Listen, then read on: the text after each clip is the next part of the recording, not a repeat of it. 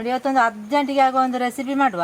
ನಮಗೆ ತರಕಾರಿ ಅಂತ ಇಲ್ಲದಿದ್ದರೆ ಮನೇಲಿ ಈರುಳ್ಳಿ ಬೆಳ್ಳುಳ್ಳಿ ಎಲ್ಲ ಇರ್ತಾಯಿಲ್ಲ, ಅದೇ ಸಾಕಾಗ್ತದೆ ರೆಸಿಪಿ ಮಾಡಲಿಕ್ಕೆ. ನೋಡಿ, ಇದರಲ್ಲಿ ಒಂದು ಈರುಳ್ಳಿ ಉಂಟು ದೊಡ್ಡದು, ಅಂದರೆ ಸ್ವಲ್ಪ ಶುಂಠಿ, ಒಂದು 8 ಎಸಳು ಬೆಳ್ಳುಳ್ಳಿ, ಸ್ವಲ್ಪ ಹುಣಸೆ ಹುಳಿ, ಇದಕ್ಕೆ 1 ಚಮಚ ಕೊತ್ತಂಬರಿ ಹುಡಿ ಹಾಕುವ, ಅರ್ಧ ಚಮಚ ಜೀರಿಗೆ, 1/4 ಚಮಚ ಅರಿಶಿನ ಹುಡಿ. ಇದು ನೋಡಿ ಮೆಣಸಿನ ಹುಡಿ. ಇದು ಮೆಣಸಿನ ಹುಡಿ ಇಲ್ಲ ಇದ್ದರೆ ನಿಮಗೆ ಮೆಣಸು ಕೂಡ ಕೆಂಪು ಮೆಣಸು ಕೂಡ ಹಾಕ್ಬೋದು. ಇದು ಮನೆಯಲ್ಲೇ ಮಾಡಿದ ಮೆಣಸಿನ ಹುಡಿ ನಾನು. ಇದಕ್ಕೆ ಒಂದು 3 ಚಮಚ ಮೆಣಸಿನ ಹುಡಿ ಹಾಕುವ. ಇದರ ಬದಲು 6 ಮೆಣಸು ಕೂಡ ಹಾಕ್ಬೋದು. ಇದೆಲ್ಲ ಈಗ ನೀರು ಹಾಕದೆ ತರಿ ರುಬ್ಬಿ ತರುವ. ಈ ರೀತಿ ತರಿಯಾಗಿ ಗ್ರೈಂಡ್ ಮಾಡಬೇಕು. ನೋಡಿ, ನೈಸಾಗಿ ಗ್ರೈಂಡ್ ಮಾಡಬೇಕಂತ ಇಲ್ಲ, ಈ ರೀತಿ ಸಾಕು.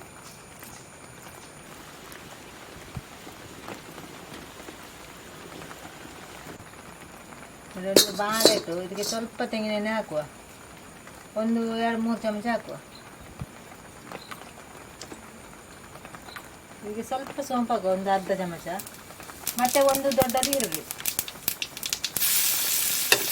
ಇದೀಗ ಚಂದ ಮಾಡಿ ಫ್ರೈ ಆಗಬೇಕು, ಕಲರ್ ಬರಬೇಕು, ಅಷ್ಟರವರೆಗೆ ಫ್ರೈ ಮಾಡುವ. ಫ್ರೈ ಆಯಿತು ನೋಡಿ, ಈ ರೀತಿ ಆಯಿತು. ಇದಕ್ಕೆ ಸ್ವಲ್ಪ ಕರಿಬೇವಿನ ಸೊಪ್ಪು ಹಾಕುವ. ಈಗ ಇದಕ್ಕೆ ರುಬ್ಬಿದ ಮಸಾಲೆ ಹಾಕುವ.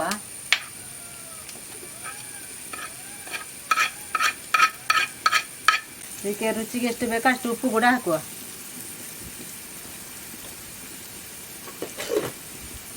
ಹಾಕಿ ಒಮ್ಮೆ ಚಂದ ಮಾಡಿ ಫ್ರೈ ಮಾಡುವ. ಈ ಮಸಾಲೆ ಎಲ್ಲ ಬೇಯಬೇಕು.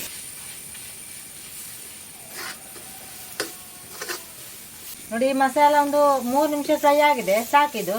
ಇದಕ್ಕೆ ಸ್ವಲ್ಪ ತೆಂಗಿನ ತುರಿ ಕೂಡ ಹಾಕುವ. ಮತ್ತೆ ಎಂಥ ಪದಾರ್ಥ ಇಲ್ಲ ಇದ್ರೆ, ಮೀನಾಗಲಿ ನಾನ್ ವೆಜ್ ಆಗಲಿ ಎಂತ ಇಲ್ಲ ಇದೆ ತರಕಾರಿ, ಈ ರೀತಿ ನಿಮಗೆ ಪದಾರ್ಥ ಮಾಡ್ಬೋದು. ತೆಂಗಿನ ತುರಿ ಹಾಕಿ ಜಾಸ್ತಿ ಹೊತ್ತು ಫ್ರೈ ಮಾಡ್ಬೇಕಂತ ಇಲ್ಲ, ಸಾಕಿದು ನೋಡಿ.